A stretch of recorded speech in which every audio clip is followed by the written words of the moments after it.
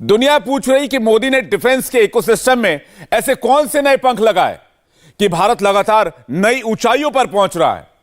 बेंगलुरु में भारत ने दुनिया का सबसे बड़ा एरो शो का आयोजन किया है, लेकिन यह सिर्फ एक एरो शो नहीं है, बल्कि भारत की फायर पावर का नया अलायंस है, जो पूरी दुनिया को बता रहा है कि अब डिफेंस सेक्टर में भारत आ गया है, भारत आत्मनिर्भर बन रहा है। खुद सेना प्रमुख कह रहे हैं कि आने वाले 7 से 8 सालों में भारतीय सेना पूरी तरह से स्वदेशी हथियारों का इस्तेमाल करने लगेगी। आइए रिपोर्ट देखते हैं।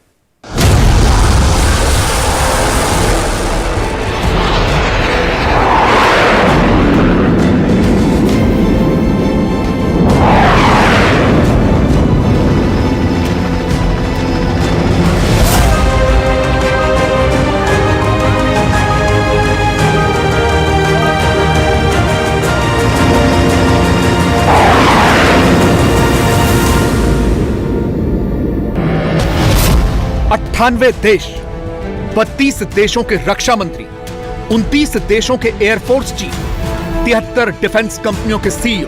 फ्रीडम ऐप से सीखकर क्या आपने मशरूम खेती शुरू की है क्या? अगर ऐसा है तो 1 करोड़ फ्रीडम ऐप के जो ग्राहक हैं उनको बिना किसी खर्चे के आप इसे बेच सकते हैं। 800 से ज्यादा डिफेंस कंपनियों की प्रदर्शनी। यह भारत की फायर पावर का नया अलायंस है।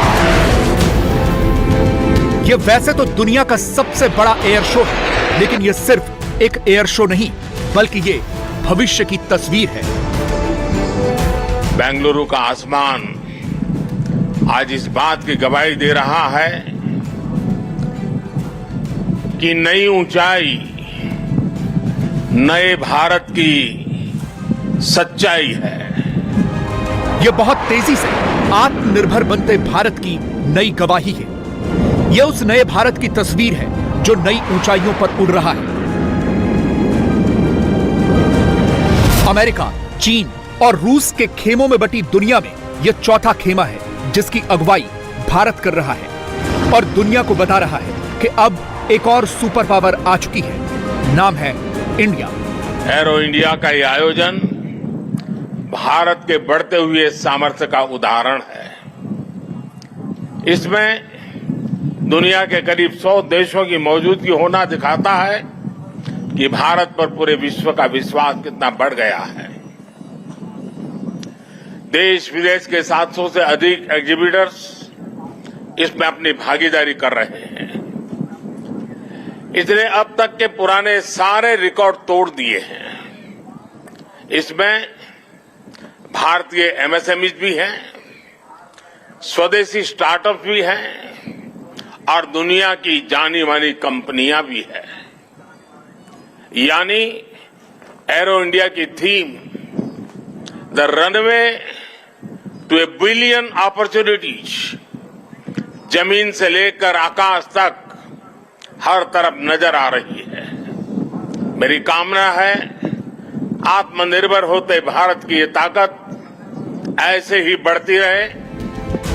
नरेंद्र मोदी ने 2047 तक भारत को एक विकसित देश बनाने का सपना देखा है और उस सपने को साकार करने में रक्षा क्षेत्र यानी डिफेंस का बहुत बड़ा योगदान होने वाला है। इसीलिए जो भारत 2014 में सिर्फ 900 करोड़ रुपए के रक्षा उपकरण और हथियार एक्सपोर्ट करता था, उसी भारत ने 2021-22 में रिकॉर्ड 14,000 करोड़ का डिफेंस एक्सपोर्ट किया। सरकार का टारगेट है कि भारत का डिफेंस एक्सपोर्ट 2023 तक 19,000 करोड़ रुपए, 2025 तक 25,000 करोड़ क्रॉस कर जाएगा। भारत दुनिया के 75 देशों को रक्षा उपकरण निर्यात कर रहा है और इसके लिए रूस, अमेरिका, इजराइल और फ्रांस जैसे रक्षा क्षेत्र के टॉप एक्सपोर्टर्स की मोनोपोली को तोड़ना जरूरी है और भारत ने वो करना शुरू भी कर दिया है। जो देश अपनी रक्षा जरूरतों के लिए एक भरोसेमंद साथी तलाश रहे हैं, भारत उनके लिए भी एक बेहतर पार्टनर बनकर आज उभर रहा है। हमारी टेक्नोलॉजी इन देशों के लिए कॉस्ट इफेक्टिव भी है और क्रेडिबल भी है। हमारे यहां बेस्ट इनोवेशन भी मिलेगा और ऑनेस्ट इंटेंट भी आपके सामने मौजूद है। साथियों, हमारे यहां कहा जाता है प्रत्यक्षम किम प्रमाणम, अर्थात प्रत्यक्ष को प्रमाण की आवश्यकता नहीं होती। आज भारत की संभावनाओं का, भारत के सामर्थ्य का प्रमाण हमारी सफलताएं दे रही है।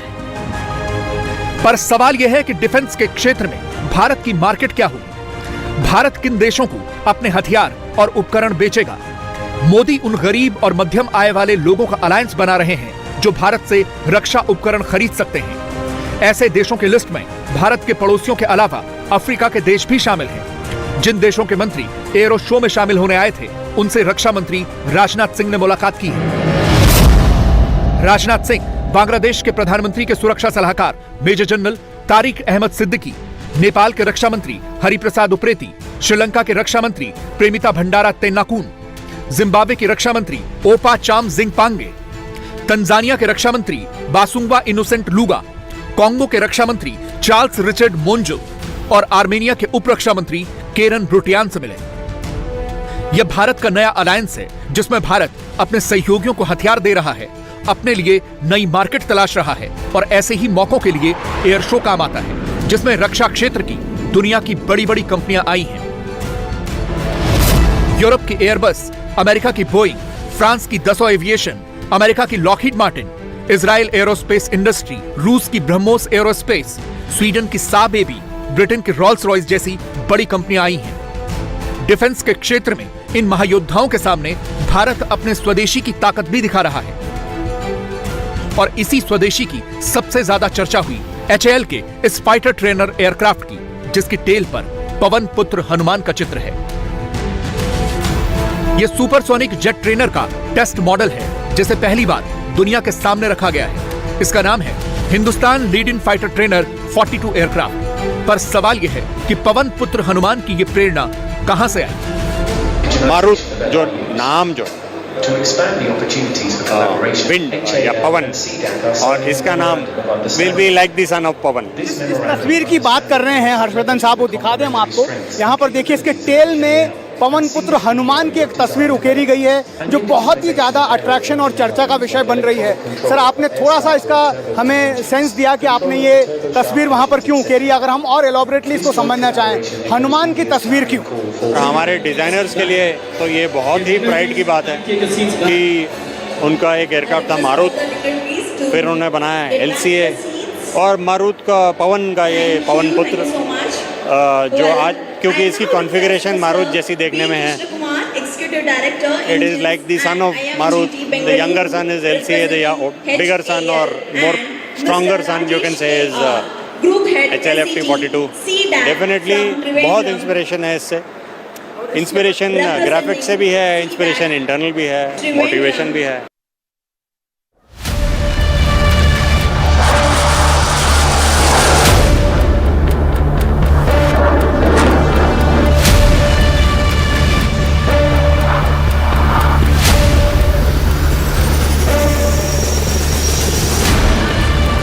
इस एरो शो में भारत पूरी दुनिया को अपनी स्वदेशी की ताकत दिखाना चाहता है।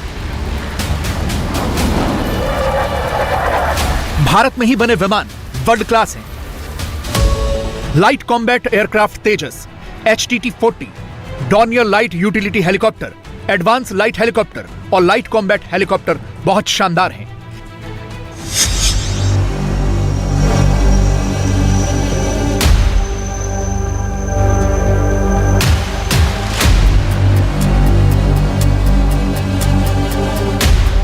ऐसे ही एक स्वदेशी लाइट कॉम्बैट हेलीकॉप्टर में आर्मी चीफ मनोज पांडे ने भी उड़ान भरी।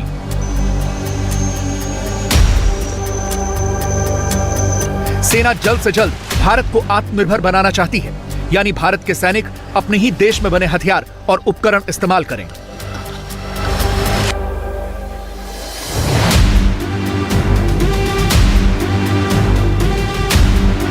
सैन्य उपकरण और हथियार बनाने वाली प्राइवेट कंपनियों को भारतीय सेना लगातार प्रोत्साहित कर रही है।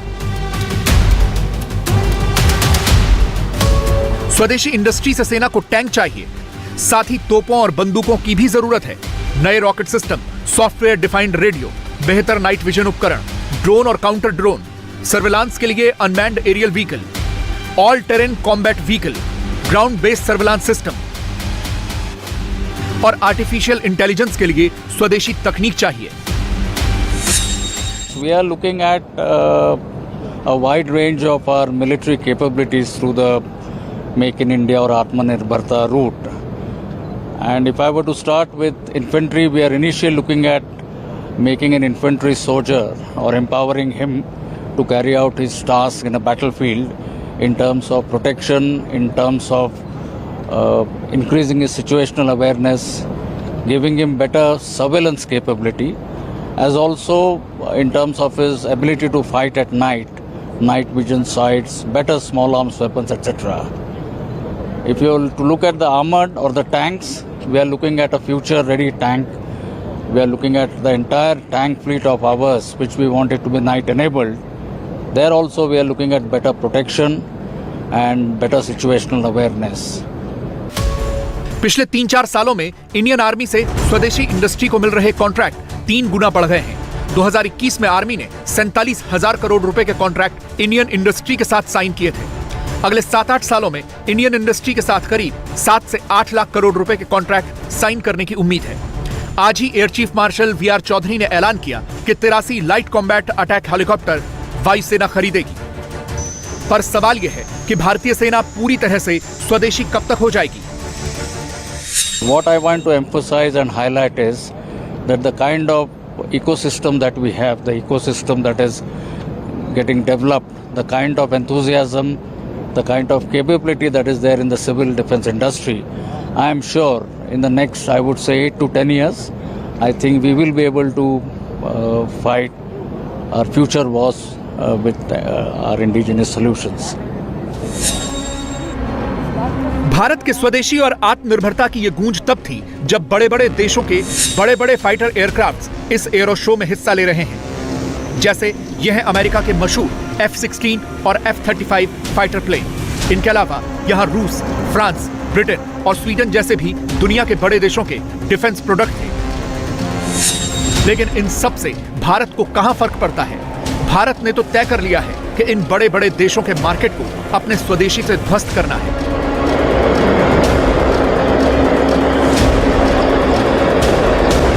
इसीलिए तो दुनिया के सामने स्वदेशी की खासियत बताने में गर्व होता है। आज आकाश में गर्जना करते Tejas fighter planes make in India के सामर्थ्य का प्रमाण है। आज हिंद महासागर में मुस्तैद aircraft carrier INS Vikrant make in India के विस्तार का प्रमाण है। गुजरात के बड़ौदा में C-295 की मैन्युफैक्चरिंग फैसिलिटी हो या तुमकुर में HAL के हेलीकॉप्टर यूनिट हो, ये आत्मनिर्भर भारत का वो बढ़ता सामर्थ्य है जिसने भारत के साथ साथ विश्व के लिए नए विकल्प और बेहतर अवसर जुड़े हैं। मोदी जानते हैं फ्रीडम ऐप से सीखकर क्या आपने मशरूम खेती शुरू की है क्या? अगर ऐसा है तो 1 करोड़ फ्रीडम ऐप के जो ग्राहक हैं उनको बिना किसी खर्चे के आप इसे बेच सकते हैं। कि डिफेंस में अगर भारत पूरी तरह से आत्मनिर्भर हो गया तो यह बहुत बड़ा काम होगा और जो कॉन्फिडेंस भारत की सेना और रक्षा क्षेत्र लेकर चल रहा है उससे यह सपना बहुत जल्द साकार होता दिख रहा है। अमृत काल का भारत एक फाइटर पायलट की तरह आगे बढ़ रहा है। एक ऐसा देश जिससे ऊंचाइयां छूने से डर नहीं लगता, जो सबसे ऊंची उड़ान भरने के लिए उत्साहित है। आज का भारत तेज सोचता है, दूर की सोचता है और तुरंत फैसले लेता है। ठीक वैसे ही जैसे आकाश से उड़ान भरने वाला एक फाइटर पायलट करता है। और सबसे महत्वपूर्ण बात, भारत की रफ्तार चाहे जितनी तेज हो, चाहे वो कितनी भी ऊंचाई पर क्यों न हो, वो हमेशा अपनी जड़ों से जुड़ा रहता है। उसे हमेशा ग्राउंड सिचुएशन की जानकारी रहती है। इंडिया टीवी हर वक्त हर जगह डाउनलोड करने के लिए सर्च करें India TV news Google play store या ऐप स्टोर पर।